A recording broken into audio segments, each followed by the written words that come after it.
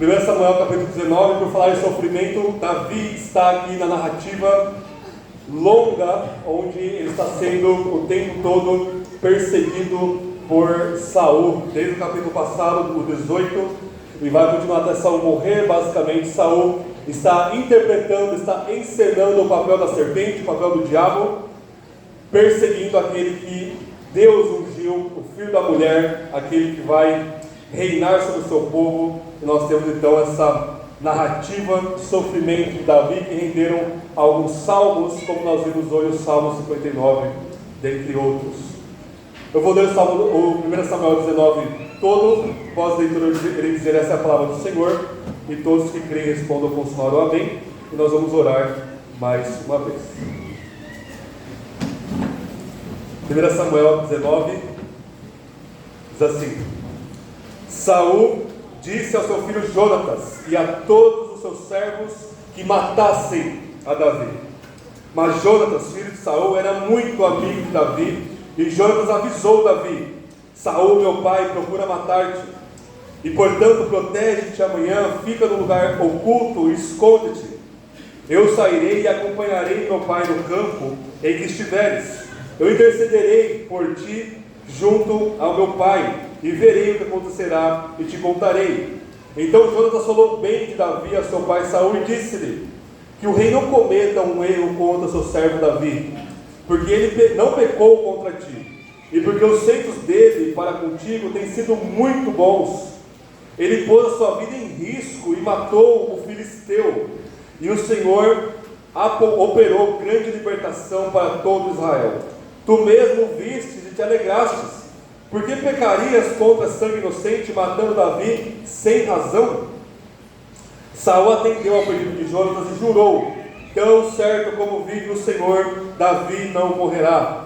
E Jonatas chamou Davi, contou-lhe tudo o que falaram e o levou a Saul. E Davi passou a servi-lo como antes. Houve guerra outra vez, e Davi saiu para lutar contra os filisteus e os feriu com grande derrota, e eles fugiram dele. Então o espírito mau da parte do Senhor veio sobre Saul, quando ele estava sentado em sua casa, segurando sua lança nas mãos, enquanto Davi tocava a harpa. Saul tentou encravar a Davi na parede, mas ele se desviou de Saul, que fincou a lança na parede. Então Davi escapou e fugiu naquela mesma noite. Mas Saul mandou mensageiros à casa de Davi para que o vigiassem e o matassem pela manhã. Mas Mical, mulher de Davi, o avisou: se não salvares a tua vida esta noite, amanhã te matarão.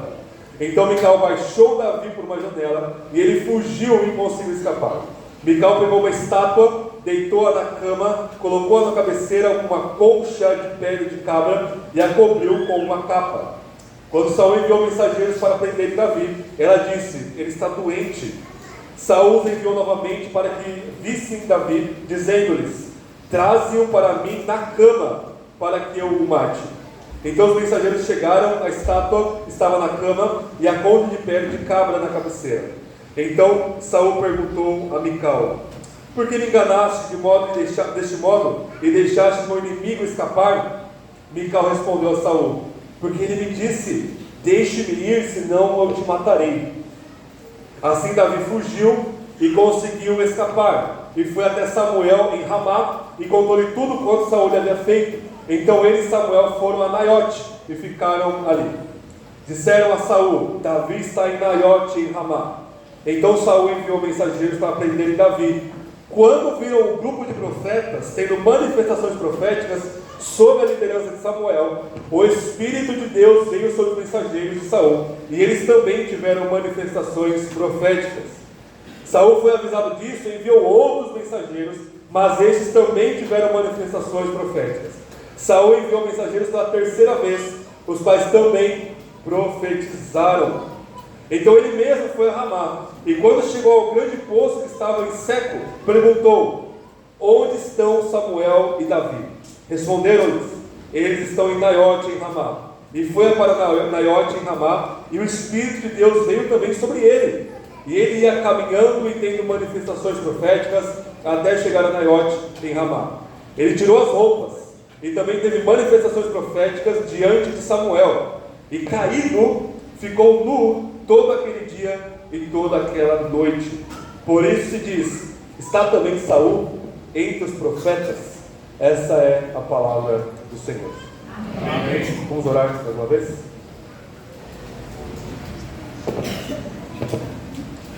Senhor, rogamos a sua graça sobre nós, que a sua palavra poderosa venha a fincar-se em nossos corações, que ela venha frutificar e que o Senhor venha ser glorificado, Deus. Assim como a chuva está caindo sobre a terra e ela não volta formando nuvem antes que regue a terra e faça frutificar, assim a sua palavra, que não sai de ti à toa ou inutilmente, antes ela cumpre o teu propósito e ela frutifica em nossos corações.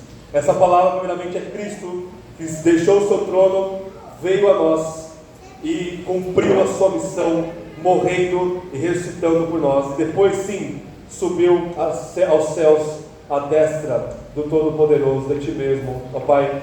E a sua palavra agora, ministrada pelo Espírito, ela faz o mesmo. Senhor, fale conosco. Em nome de Jesus, nós te pedimos. Amém.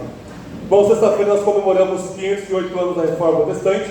Em 1517, Lutero não fez nada demais. Ele pregou 95 teses na porta da igreja do Castelo de Wittenberg, que era uma coisa absolutamente comum, e a proposta de se pregar teses nas cátedras, nas universidades, nas igrejas, era suscitar um debate.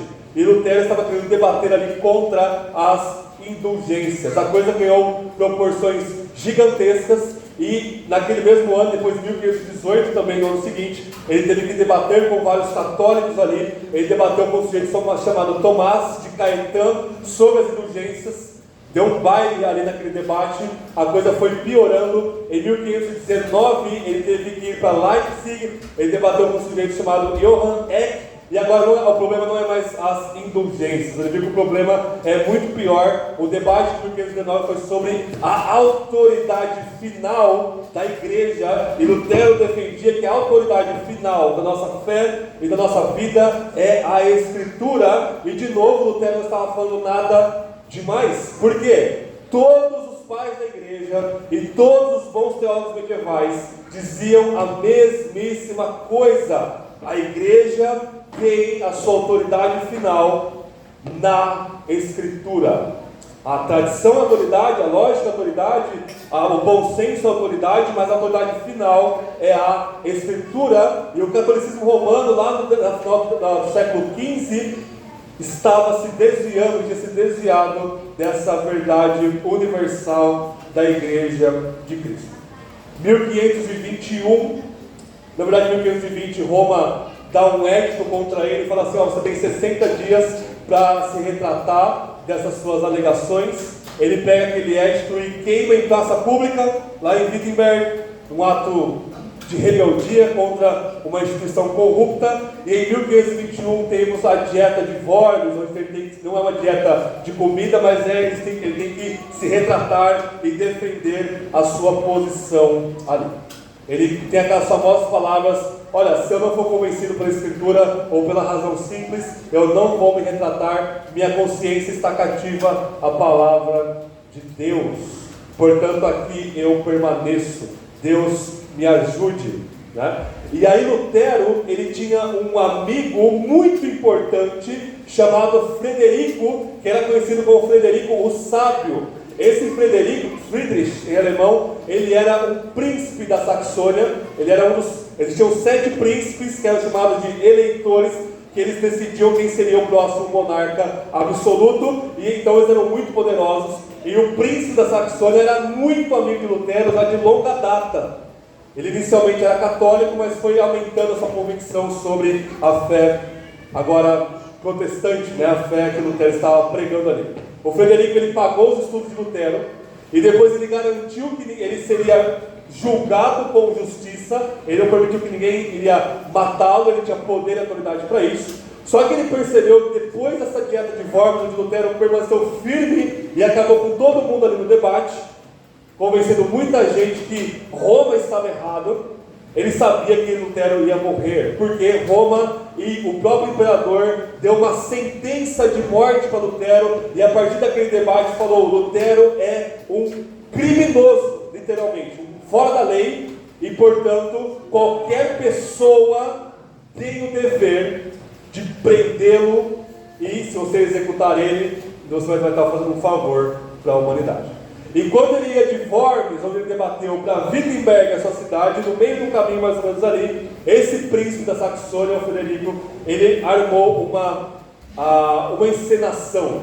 Ele fingiu que Lutero foi sequestrado, então eles armaram tudo ali, foi uma cena, eles fingiram uma briga ali na carruagem, ali como estava Lutero, e eles sequestraram Lutero, ninguém ficou sabendo para onde ele ia, e ele foi ali e ficou num dos castelos deste príncipe. Neste castelo ele ficou ali por 10 meses, ele fingiu que era outra pessoa ali, para não ser morto, e é por isso que ele não foi morto, e nesses 10 meses ele ficou ali de boa no castelo, não, ele simplesmente traduziu o Novo Testamento do grego para o alemão, né? Então ele ficou ali 10 meses com a palavra de Deus. Essa cena de Lutero, ela ilustra muito bem todas as 3 partes de 1 Samuel 19, porque Davi, ele foi livre de Saul 3 vezes aqui. Ele foi livre de Saul pela amizade de Jonatas, seu amigo que intercedeu por ele junto ao pai, verso 1 ao 7. Ele foi livre de Saul pela sua esposa, filha de Saul, chamada Mical. Ela armou ali uma cena, ela enganou Saul, igual o Frederico enganou o pessoal ali, armou uma cena para capturar Lutero, impedindo de morrer, assim como Davi aqui. E por último, Davi ele se encontra com Samuel e fica ali em segurança. O próprio Espírito Santo acaba parando Saul aqui no final, do verso 18 até o 24, análogo a Lutero ficar lá no castelo com Samuel, com a palavra de Deus, traduzindo-a para o povo pudesse ler e sair das amarras do cativeiro babilônico em que a instituição romana colocou a igreja. Então, vendo essas 3 coisas nesta manhã, e na verdade essa história de Davi e de Lutero, elas são apenas uma ilustração, porque a história de Davi não é sobre Lutero, não é sobre a reforma, e não é sobre nós. A história de Davi é sobre Jesus Cristo. A gente vê como cada uma dessas cenas aqui aponta para o nosso Salvador. Amém? Vamos ver então, em primeiro lugar, Davi é salvo pela amizade de Jonatas, verso 1 ao verso 7. Saul está aqui fora de juízo, ele chama Jonatas, chama seu servo e fala: vocês precisam matar Davi, aí no verso 1. E Jonatas, ele imediatamente vai até Davi e fala para ele fugir, se esconder, ficar em um lugar oculto, e no verso 13 ele fala: olha, eu vou interceder por você diante do meu pai. Então nós temos o filho do rei, que no capítulo anterior, no 18, ele tira toda a sua armadura e coloca aos pés de Davi, mostrando: olha, eu não sou leal à casa do meu pai, eu sou leal a você, Davi, porque eu creio e sei que Deus te ungiu para ser o próximo rei. Então Jonatas, ele se despe da sua herança como um futuro rei, ele acaba com a dinastia da sua família, reconhecendo humildemente Davi como o único rei legítimo e verdadeiro, ungido pelo próprio Samuel aqui.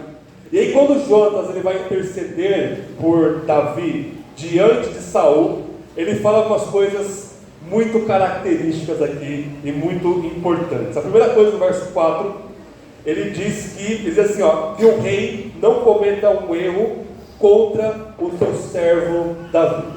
Então, mesmo Jonatas sabendo que Davi é o rei legítimo, e mesmo Davi sabendo disso, Davi ainda é chamado de servo, né? Jonatas ainda se coloca humildemente diante do seu pai Saul, diante do rei, e diz: olha, esse cara que você está tentando matar, primeira coisa que você tem que lembrar é que ele é o seu servo. Ele não é seu servo apenas de boca para fora, não, ele com todo o coração dele, ele te serve. E outra coisa, verso 4 ainda, ele não pecou contra ti, e porque os feitos dele para contigo têm sido muito bons. Ou seja, tudo que Davi tem feito para Saul é muito bom. Ele vence Golias, ele vence os filisteus, ele toca a harpa para acalmar ali o estado de espírito de Saul. Ele só tem feito bem para Saul. E por outro lado, ele não cometeu nenhum mal contra Saul. Ele não falou mal de Saul, ele não tentou usurpar o trono antes do tempo, como a gente viu no capítulo 18, e assim por diante. E além disso, no verso 5, ele pôs a vida em perigo, em risco. e matou o filisteu, no caso aqui Golias, que a gente viu com o Tiago. Ele matou o filisteu. E vejam só como que Jonas coloca aqui de forma perfeita. Ele diz: o Senhor, verso 5, operou grande libertação para todo Israel. Jonas reconhece: Davi é o servo, e o que ele fez não é mérito dele. O que ele fez é Deus que libertou Israel. Então o Jonas não está em nenhum momento dando glória para Davi. Ele não está em nenhum momento exaltando o ser humano aqui. Ele está dizendo: olha, tudo isso que eu estou falando para você, meu pai, é Deus que nos agraciou com essa libertação a matar Golias aqui. E aí no verso 6, Saul, muito dissimuladamente, muito mentiroso, realmente encarnando, interpretando a serpente aqui, ele fala: tão certo como vive o Senhor, Davi não morrerá. De fato, Davi não morreu pelas mãos dele, mas ele está aqui mentindo, né? Ele está aqui mentindo porque passe um pouco de tempo aqui no verso 8, ele já quer matar Davi novamente. Só que o ponto do verso 6 é que Davi termina esse primeiro parágrafo voltando para a corte, voltando para o palácio, para onde Saul reinava, e começou a servir Saul como antes. Então Davi, ele tem esse voto de confiança: eu acredito na palavra do rei, e eu vou voltar a servir. Então ele não vai embora, ele volta a servir o rei Saul aqui.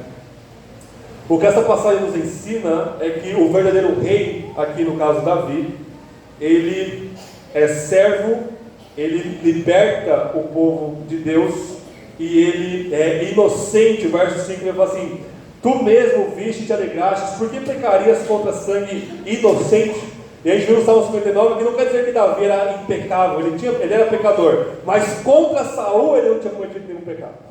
Ele tinha sangue inocente. Essas três características de Davi, elas são retomadas no Novo Testamento para falar do nosso Senhor Jesus. Jesus, ele é o rei, mas ele é o rei que é servo.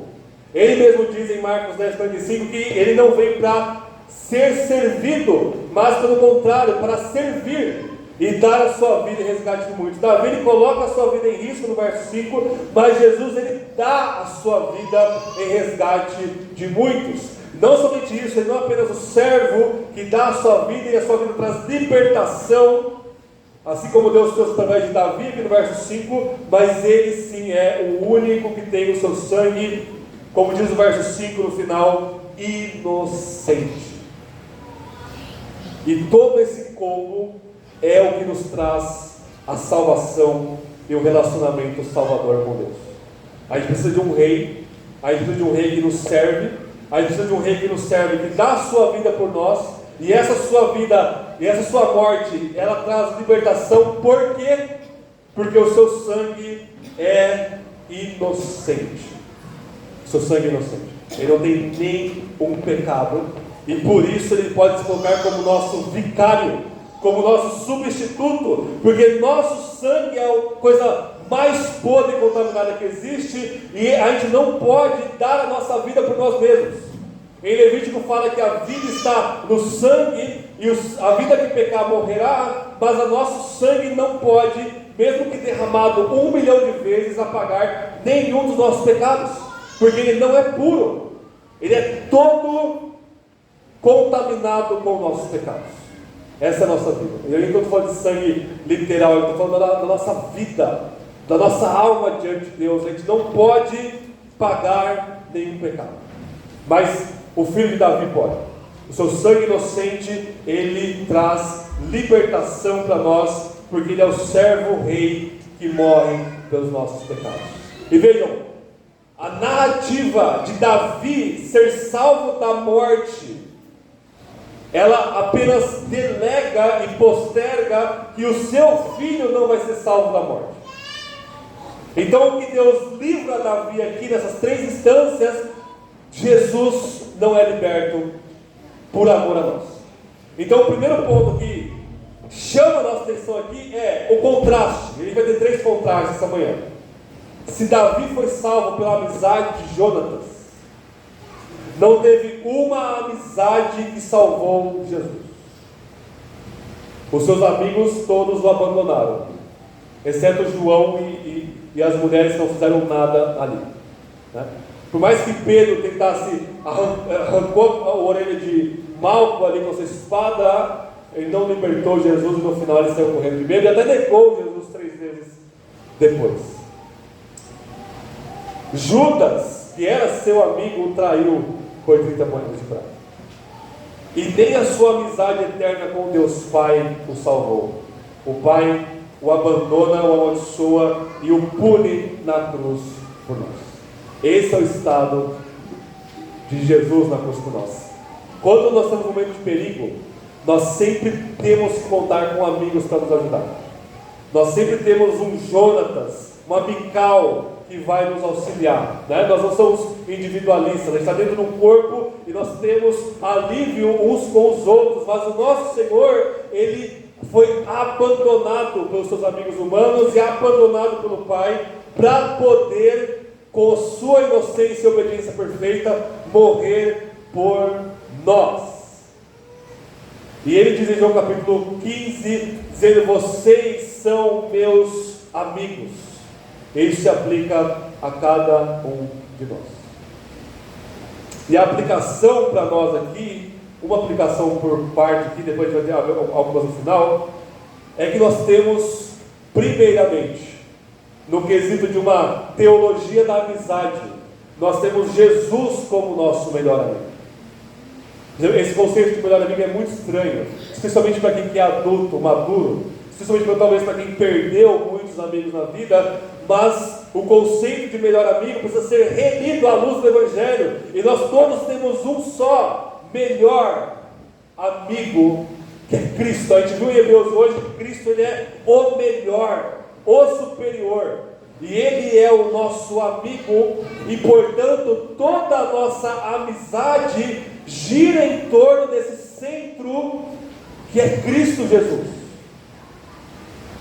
E aqui vai a nossa aplicação: quem nós temos escolhido para ser nossos amigos?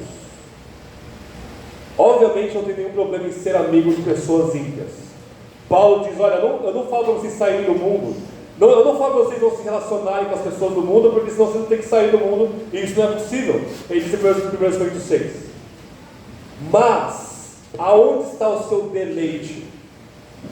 Se o seu deleite está mais nos seus amigos mundanos e ímpios, você se diverte mais com eles do que com os seus amigos cristãos, é porque o seu coração está num lugar muito errado e muito perigoso.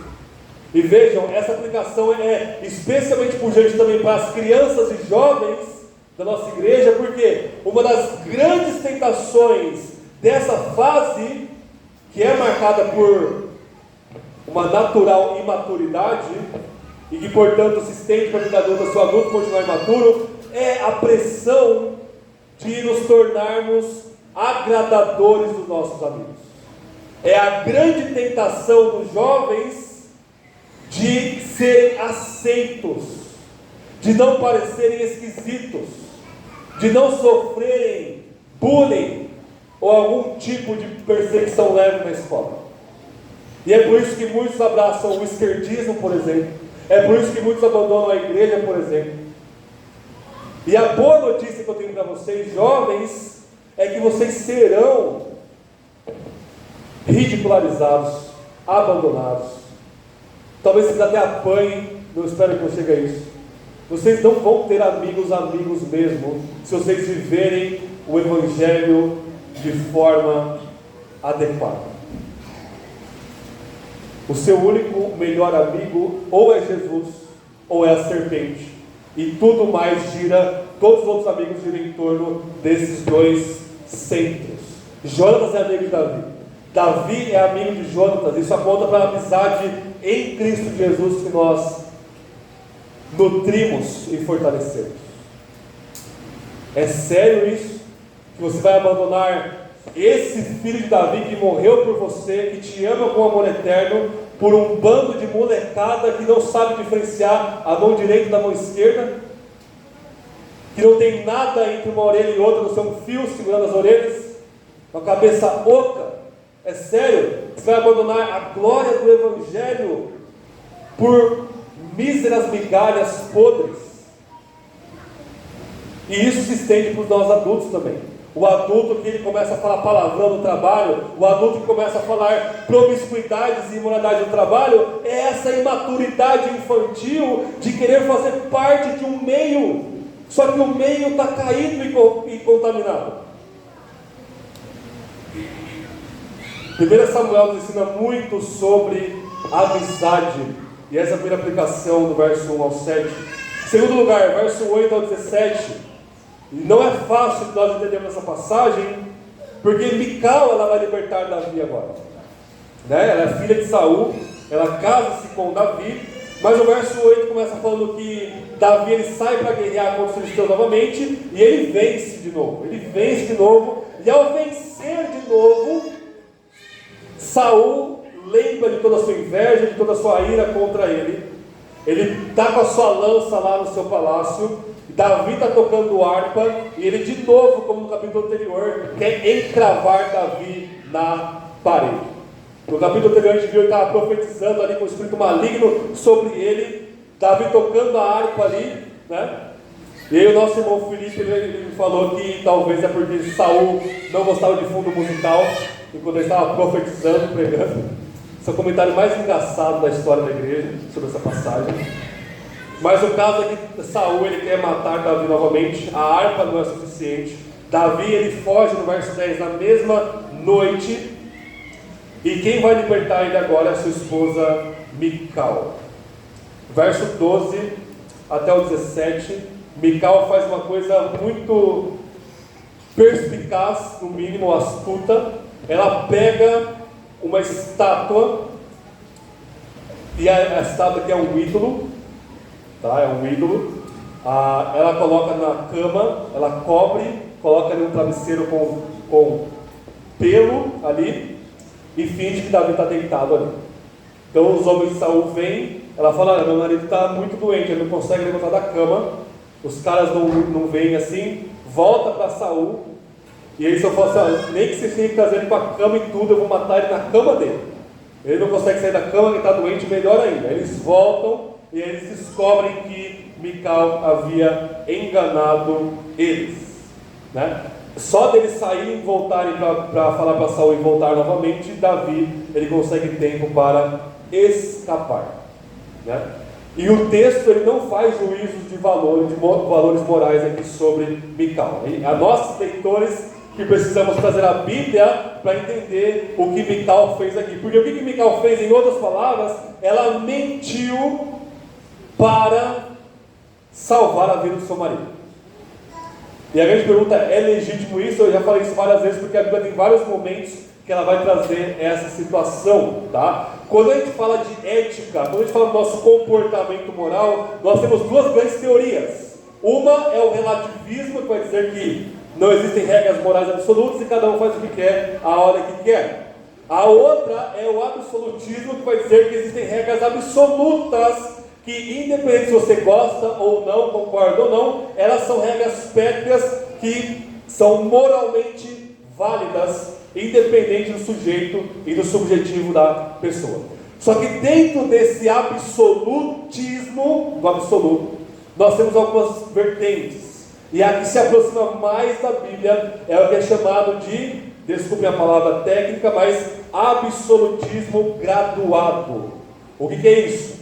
É dizer que existem regras absolutas, mas que essas regras absolutas elas não estão no mesmo nível. Existe uma hierarquia, existe uma gradação dessas regras.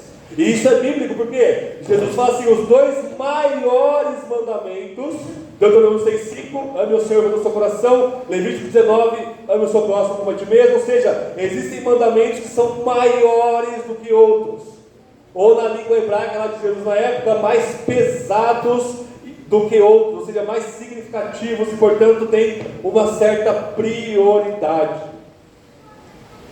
E aí, meus irmãos e irmãs, às vezes, não sempre, mas às vezes, eu nunca passei por isso que eu me lembro, eu espero que você não passe, mas às vezes, por causa do mundo caído que nós estamos, dois mandamentos entram em conflito: falar a verdade, por exemplo, ou entregar para morrer.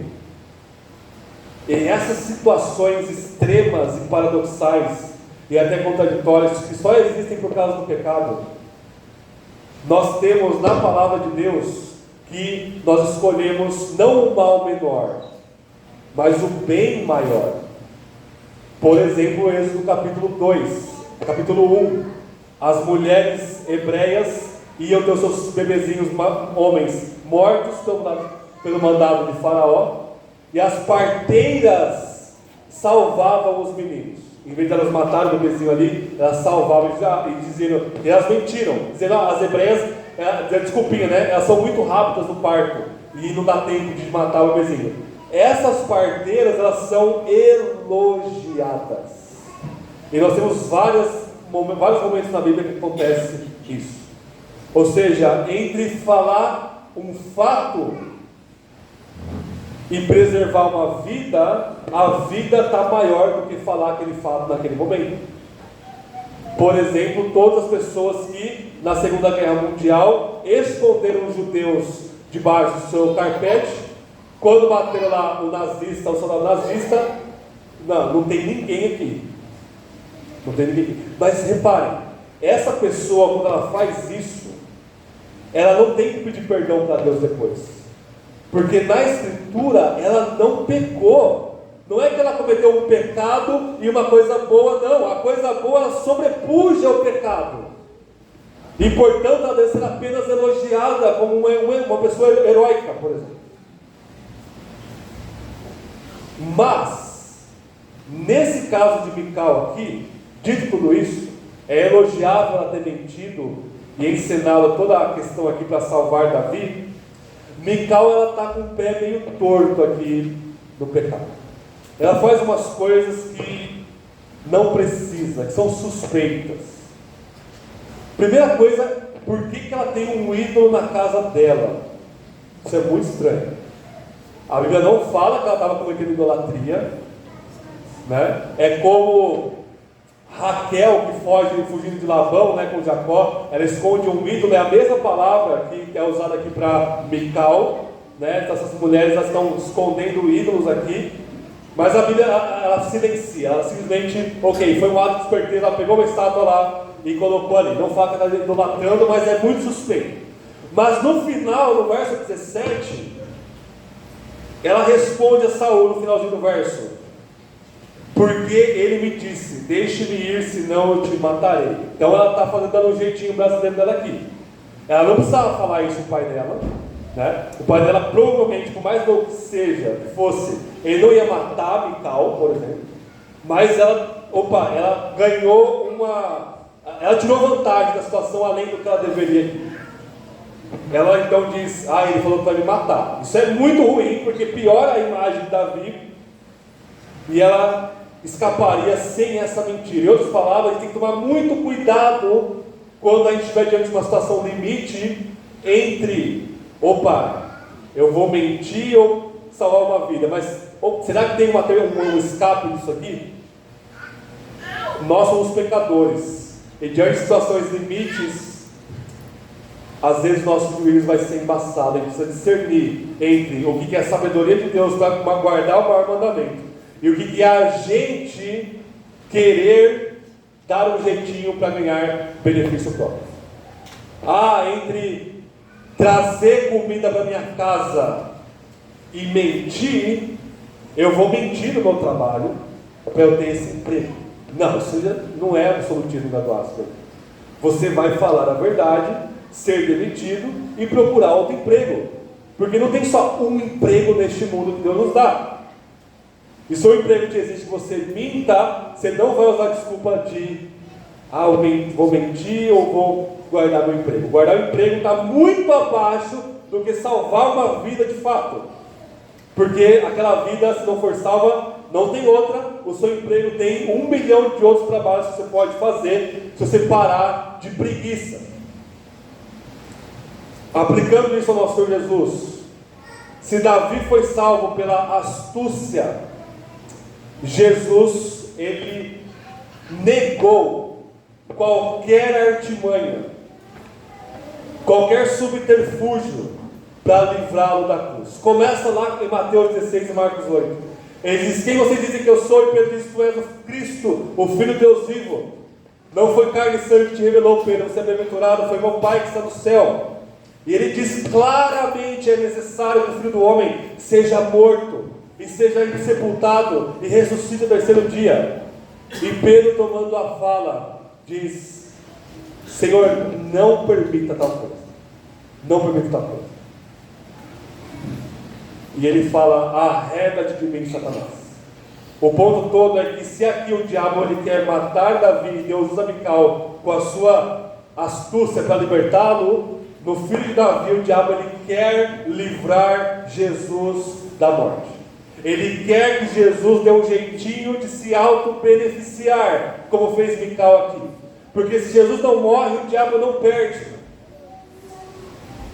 Lá no Getsemane, suando gotas de sangue: Pai, que não seja feita a minha vontade, mas a tua. Ele também nega qualquer subterfúgio. Ele diz: Pedro, guarda essa espada, porque se eu quisesse, eu chamava milhões de anjos aqui agora para me libertar. E ele vai para a cruz. E ele nega toda a astúcia humana que quer livrá-lo da morte, para que nós morrêssemos. Ele se entrega por cada um de nós. Ele não esconde um ídolo debaixo da cama. Ele publicamente fala: eu estou aqui, é eu que vocês estão buscando, podem me levar. E ele dá a sua vida por cada um de nós. Terceiro e último lugar. A narrativa está ficando cada vez mais estranha, né? Começa tudo bem com Jonatas, pois Mical, ela faz essa coisa aqui inesperada, mas deu certo. E aí no verso 18 acontece uma coisa muito estranha. Davi, ele foge para Ramá, ele se encontra com Samuel reaparece na narrativa, fazia tempo que não aparecia, né? Davi fala tudo o que aconteceu para Samuel, e aí eles vão para um lugar chamado Naiote. Naiote em hebraico significa pastagem. Ele vai para um lugar que tem pasto, ele vai descansar, ele vai estar correndo ali, fugindo, sob pressão, ele vai descansar ali com Samuel, e ali tem uma escola profética que Samuel ele funda, e tem alguns homens ali profetizando naquele lugar chamado Naiote.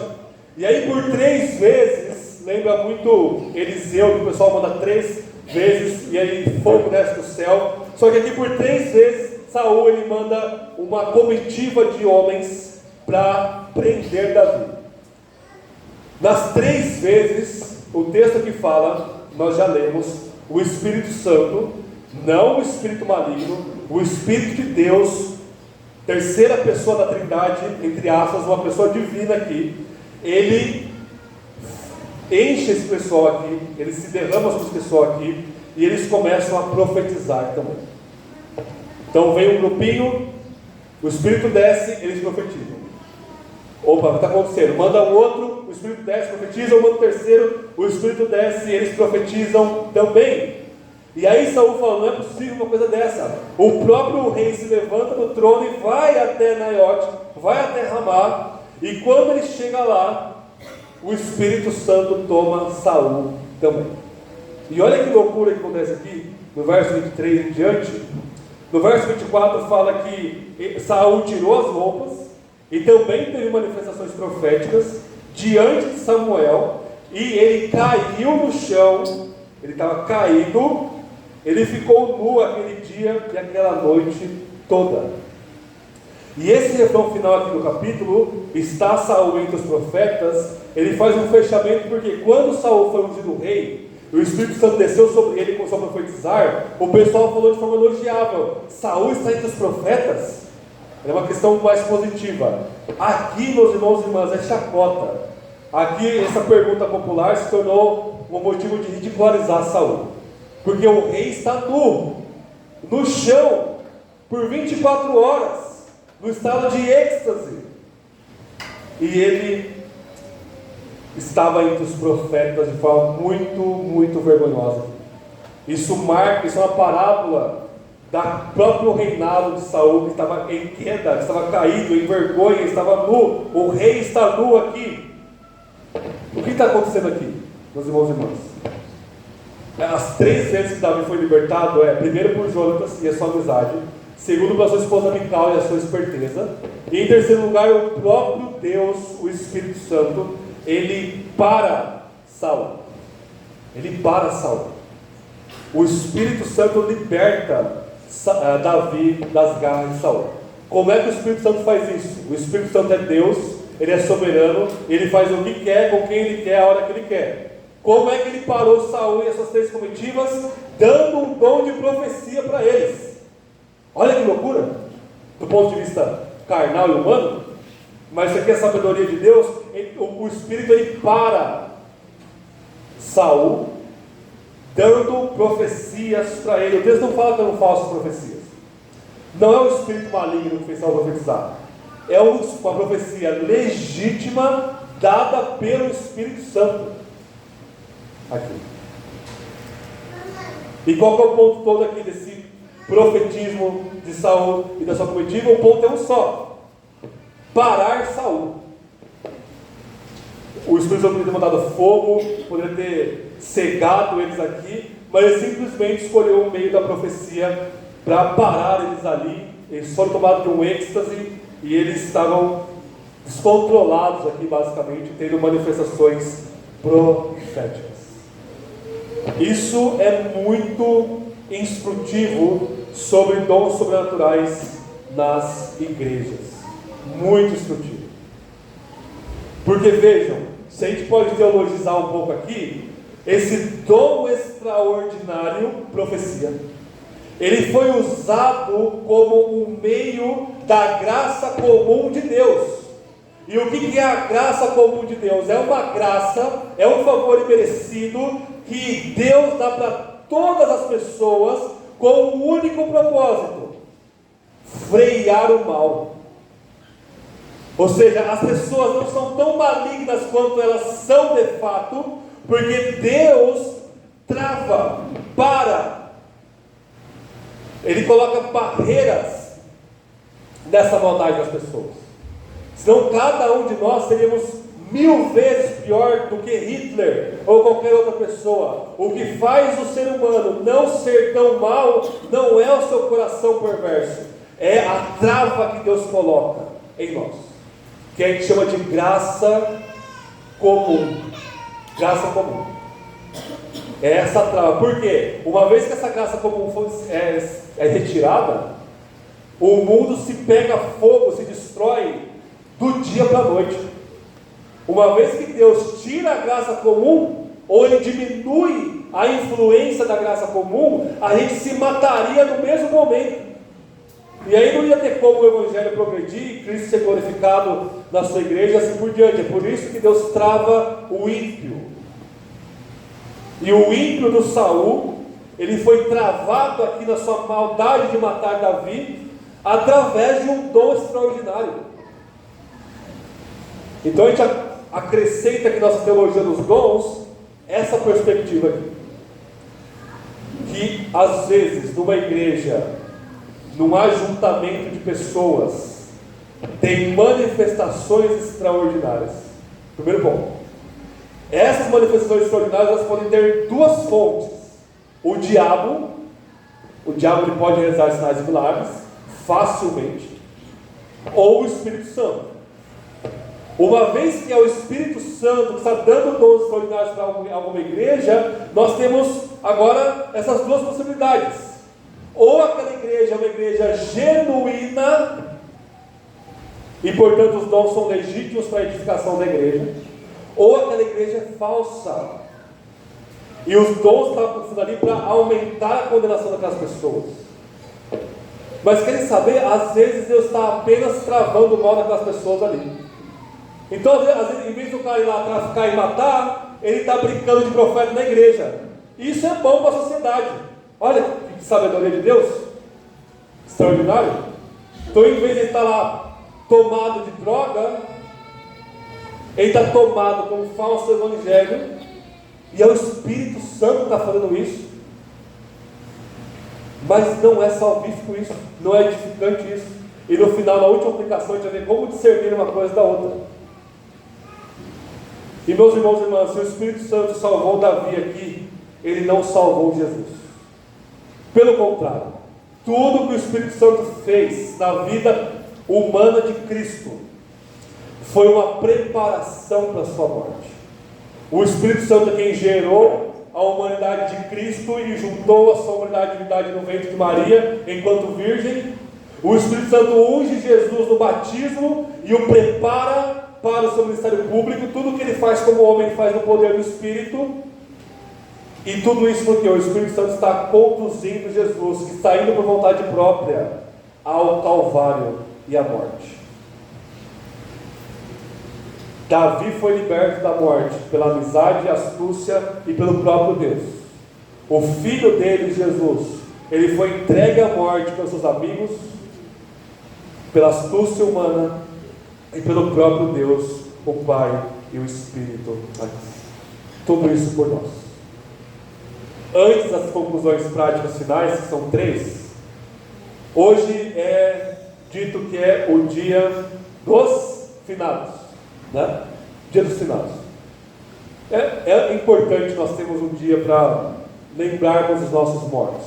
Eu tenho pessoas mortas queridas que eu não preciso desse dia, mas que a gente para lembrar dos nossos mortos.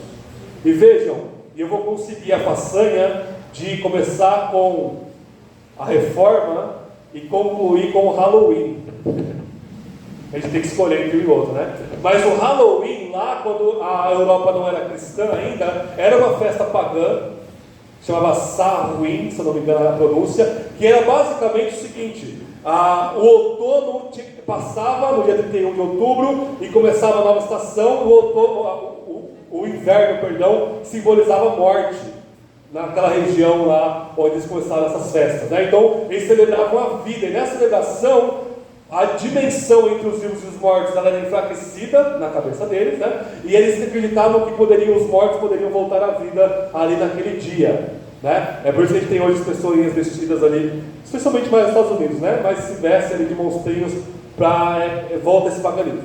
Só que quando a fé cristã influencia a sociedade, a igreja ela redime essa data. Em vez de chamar Samhain, a igreja deu o nome de Halloween, que significa o quê? Originalmente era All Hallows Eve, que em inglês significava o dia anterior ao dia de Todos os Santos. Hallow, né? Os santificados. All Hallow, Todos os Santos. Eve é o dia anterior. Então, o dia anterior de Todos os Santos. Então, isso foi redimido pela igreja. Ou seja, Halloween significa, ok, vamos antecipar aqui o nosso dia de Todos os Santos. O que a gente está celebrando aqui? Os mártires, a igreja que morre, mas que está triunfando no céu, que reina no céu, que tem vida no céu. E aí, depois de comemorar essa vida de Todos os Santos, vem agora a parte do dia dos finados, o dia em que nós lamentamos a morte. Nós lembramos do nosso avô, nossa avó, pai, mãe, filho e filha, amigo que se foram. Mas o cristão, essa é uma data cristã, por mais que seja católica, é uma data cristã, porque a gente não se entristece como os índios, como diz 1 Tessalonicenses.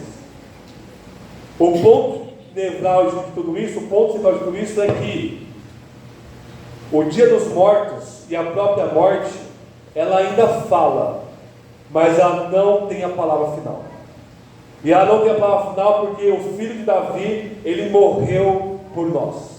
Se Davi estava preocupado com a morte, ele foi livre da morte, Cristo, ele morre por nós. E nós podemos celebrar All Hallows Eve, o dia de Todos os Santos, porque os santos não morrem. Eles triunfam numa vida eterna no céu e na eternidade com o nosso Cristo Jesus. Então, nesse dia chuvoso, a morte, ela é declarada como morta. John Owen fala: a morte morreu na morte de Cristo. Nós lamentamos os mortos, mas nós celebramos a vida. Hoje é domingo, hoje é o dia da ressurreição de Cristo, e nós, no dia dos mortos, estamos aqui vivos, celebrando a vitória de Cristo, da morte, do inferno, do pecado, e de Saul, e de todos os inimigos do povo de Deus. 3 aplicações práticas finais para nós. Primeiro, conectando com o primeiro ponto, a nossa lealdade, elas tem que estar em primeiro lugar com o filho de Davi, Jesus, e não com as nossas famílias. Jonatas, eu não sou leal ao meu pai, primeiro eu sou leal a Davi. Mical, eu vou mentir para o meu pai, mas eu sou leal a Davi. A nossa lealdade é com Davi, é com Jesus, antes da nossa família. E quer dizer uma coisa bem prática agora, conectando com o nosso tempo, que a gente faz muito isso, não só nós, quando eu falo, é todos os reformados desse país. A maioria de nós talvez veio de ambientes neopentecostais. E o que a gente fazia nessas igrejas ruins, e às vezes heréticas? A gente estava lá na igreja todo santo dia, não é?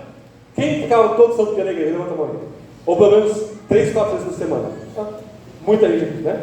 Eu ia todo dia na igreja, né? Eu não me arrependo de todo dia na igreja porque eu era solteiro. Se eu pudesse voltar atrás, eu faria a mesma coisa. O solteiro, ele tem que servir mesmo a igreja. O problema é o casado.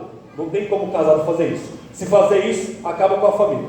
E aí vem um ambiente saudável de evangelho e fala, não, eu preciso priorizar minha família. E aí o puritão falta no domingo pela manhã, porque não, eu não passei tempo com minha família durante a semana. Agora é o momento com minha família. Isso é mentira do diabo e um subterfúgio do seu pecado. Por quê? É a falsa dicotomia que Mical nos ensina aqui, né?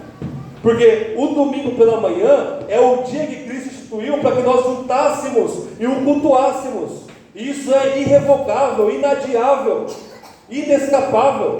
E portanto, se você falta no culto para passear com a sua família, e é só pela manhã, você está matando a sua família. Você está idolatrando a sua família e, pelo contrário, você está idolatrando o seu trabalho. O problema não é a igreja. O problema é o seu trabalho, você está trabalhando demais. Que é um ídolo na sua vida. E o dinheiro é um ídolo na sua vida. Trabalhe menos, ganhe menos, abaixe a sua condição financeira. Mas não falte nos cultos. A sua lealdade é primeiro a Davi, a Jesus Cristo, ao Rei. E ele conclama-nos a nos ajuntar. E ele fala que é pecado em Hebreus 10 deixar de congregar com os irmãos. E em Hebreus o pessoal está indo para o culto e sendo morto por causa disso.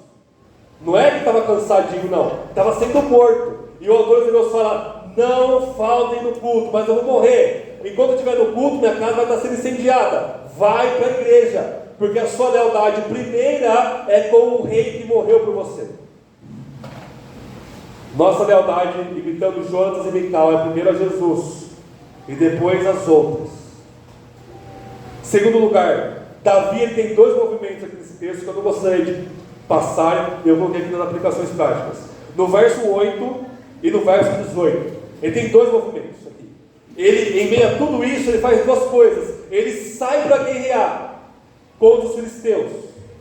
E o seu outro movimento ele vai até Samuel e até uma cidade, um lugar chamado Naiote, ele vai até as pastagens. Isso nos ensina muita coisa. Em meio a toda a tribulação e perseguição da vida de Davi, ele tem 2 movimentos aqui: luta e descanso. Luta contra os inimigos do povo de Deus. Ou seja, não importa a tribulação que esteja passando, pode ser doença, pode ser dívida, pode ser situação financeira ruim, alguém te perseguindo no trabalho, não importa, a sua luta, ela continua, e ela é contra o seu pecado. Você vai lutar contra o seu pecado se você está naqueles dias ou não, se você está com câncer ou não, se você está fraco ou não, se você está com o bolso cheio de dinheiro ou não. Davi está lutando contra os filisteus aqui. Saul está perseguindo, eu vou lutar contra os filisteus. Davi nos ensina que a nossa luta, independente do contexto, ela continua. Só que nós temos um lugar de descanso também. E o lugar de descanso de Davi é junto com Samuel. Estar junto com Samuel é estar junto com a palavra de Deus. O nosso lugar de descanso é aqui, ó. Não é a Netflix, não é a nossa cama, é aqui. Se você não está vendo descansar aqui, nas palavras de Deus, em oração e louvor ao nosso Deus, você não tem descanso. Você pode tirar um mês de férias, hibernar e dormir, você não vai ter descanso. Pelo contrário, se você está à noite sem dormir, se você está com um filho pequeno, ou com doença, ou muito trabalho, sua cabeça está explodindo de tanto trabalhar, e você está diariamente aqui, em Naiote, no pasto, se alimentando da palavra de Deus, Deus ele te sustenta com uma paz fora de série e além de toda imaginação humana, e uma alegria invisível e cheia de glória. Você descansa enquanto seu corpo está sendo mastigado lá fora. Terceiro e último lugar, as aplicações do Espírito Santo. Como a gente discerne a obra verdadeira do Espírito Santo. Jonathan Edwards, um dos maiores pastores teólogos da história do século XVIII, ele escreveu um livretinho chamado A Verdadeira Obra do Espírito Santo, porque Deus usou Edwards e outros homens para trazer um grande avivamento lá no século XVIII. Um grande avivamento, que a gente chama de um avivamento global, talvez, né? Estados Unidos, Europa e outras partes do mundo também. Jonathan Edwards é um dos protagonistas, entre aspas, é um dos homens que Deus mais usou, junto com George Whitefield, os irmãos Wesley e muitos outros. E ele está dizendo: olha, gente, está tendo muitas manifestações extraordinárias do Espírito Santo, mas nós temos quatro testes para saber se é o Espírito Santo agindo para o bem da igreja, ou se é um espírito maligno nos enganando. 4 testes, eu vou citá-los bem rapidinho aqui. Primeiro teste: essas manifestações do Espírito, elas têm engrandecido a estima que as pessoas têm por Jesus Cristo. Esse é o primeiro ponto. O Espírito Santo, ele é o Espírito que glorifica Jesus. Então, se nenhuma igreja que está tendo manifestações do Espírito, Jesus está sendo exaltado, é o Espírito Santo que está fazendo aquilo ali. Se é o homem que está sendo exaltado, se é aquela igreja que está sendo exaltada, não é o Espírito Santo agindo para o bem daquela igreja. Segundo teste: essas manifestações, elas estão indo contra o reino de Satanás. Tem tudo a ver com o versículo 19. O Espírito está elevando Davi e indo contra Saul. Está tipificando a serpente aqui. E Jonathan vai dizer: olha, o Espírito Santo se manifesta para destruir as obras do diabo. A citação da Bíblia, 1 João 4, se não me engano. E o que é as obras do diabo? Para que o diabo reina? Para suscitar o pecado em nós. Esse é o segundo teste. O pecado está sendo combatido, ou ele está sendo promovido. Meus irmãos e irmãs, em muitos lugares na época de Jonathan Edwards, onde se tinha grandes manifestações do Espírito, o pessoal chorava, desmaiava, e acontecia de tudo nessas reuniões. 9 meses depois, tinha muitos filhos bastardos de fornicação. Muitos. O pessoal no êxtase que estava sentindo, fornicava. Não vale nada então essa manifestação. Não vale nada. Terceiro, essas manifestações do Espírito, elas valorizam a Escritura como um tesouro supremo nosso. Esse é o ponto. Se em qualquer manifestação do Espírito, a Bíblia é valorizada como palavra final de Deus para nós, é algo do Espírito. Se é a palavra do homem, se é a palavra da igreja, se é qualquer outra coisa, a experiência, a emoção está sendo valorizada, acima de tudo, não é o Espírito de Deus agindo para o bem daquela igreja. A frase é completa porque pode ser o Espírito Santo agindo para o mal daquela igreja, ou pode ser um espírito maligno também. Escritura: Davi, ele foi até Samuel, ele foi até a palavra de Deus. Quarto e último lugar: essas manifestações, elas têm operado o amor genuíno a Deus e aos outros, como Jonas amando Davi aqui, ou ela tem promovido orgulho e divisões e dissensões e inveja e até brigas entre a igreja. valorizar Cristo sobre todas as coisas, destruir o pecado, valorizar a Escritura como palavra final de Deus e promover um amor humilde, servo, como Davi era com Saul e com os outros, são as evidências do Espírito entre nós ou entre qualquer outra igreja. Caso contrário, nós levantamos no temor e na humildade do Evangelho e dizemos: isso não é uma manifestação do Espírito para o bem da igreja, porque não promove a Cristo, não promove a Escritura, não destrói o pecado, não tem poder nenhum contra a iniquidade e não promove o amor entre os cristãos. Então, por mais que o corpo esteja em uma manifestação física, arrepiado, desmaiado, em êxtase, o corpo de Saul estava descontrolado. Ele estava caindo no chão pelado, profetizando. Nossa, que coisa extraordinária. Não, é vergonhoso. A maioria das manifestações que tem por aí, vergonhoso. Pessoa fora de controle, vergonha. O Novo Testamento fala que o profeta, ele não sai de controle. Samuel estava em pé, o profeta verdadeiro, completamente sob controle, e Saul estava ali igual um maluco. O Espírito Santo, ele não promove essa bagunça que a gente tem hoje em dia no movimento pentecostal. O Espírito Santo, ele promove santidade, ele promove Cristo, ele promove a Escritura, e ele destrói o poder do pecado em nossas vidas e nos dá amor. Essa é a palavra de Deus. Vamos orar. Senhor, perdoa-nos, perdoa os nossos pecados, lava-nos com o sangue de Cristo, não nos livre da morte, porque nós já estamos vivos em Cristo Jesus, mas faça-nos testemunhar da glória de Cristo, cheios do seu Espírito. Promova, ó Deus, a sua palavra entre nós. Nós venhamos a ser conhecedores e praticantes da sua palavra.